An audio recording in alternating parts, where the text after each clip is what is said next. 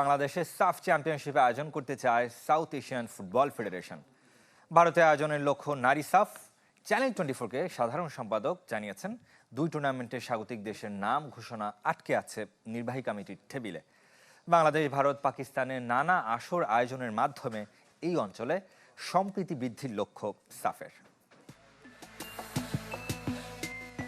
নিয়ম মেনে গত বছর হয়নি। 2026 সালে দক্ষিণ এশিয়া অপেক্ষায় সাফ চ্যাম্পিয়নশিপের উপমহাদেশের শীর্ষ ফুটবল আসরের স্বাগতিক বেছে নেওয়ার অপেক্ষায় সাফ।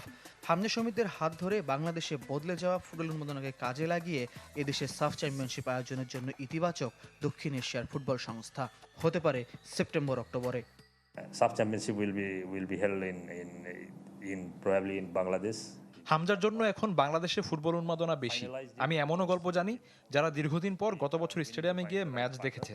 আমরা বাংলাদেশে সাফ আয়োজনের লক্ষ্যে কার্যক্রম এগিয়ে নিচ্ছি। বাহুফের সাথেও যোগাযোগ চলছে, তবে বিপণন প্রতিষ্ঠানের সাথে কিছু বিষয় সমাধান করতে হবে। এছাড়া নির্বাহী কমিটির অনুমোদনের বিষয় রয়েছে। And then the plan is to do the SAF. একই বছর হবে সাফ নারী চ্যাম্পিয়নশিপ, সেটি ভারতে করার পরিকল্পনা দক্ষিণ এশিয়ান ফুটবল ফেডারেশনের। এবছর পাকিস্তানি হবে বয়সভিত্তিক টুর্নামেন্ট। সাফ চাইছে ফুটবলের মাধ্যমে আঞ্চলিক সম্প্রীতি ফেরাতে। When we speak with the football people, football সম্প্রীতির বার্তা দেয়। আমরা চাই ফুটবলের মাধ্যমেই এই অঞ্চলের সম্প্রীতি বৃদ্ধি হোক।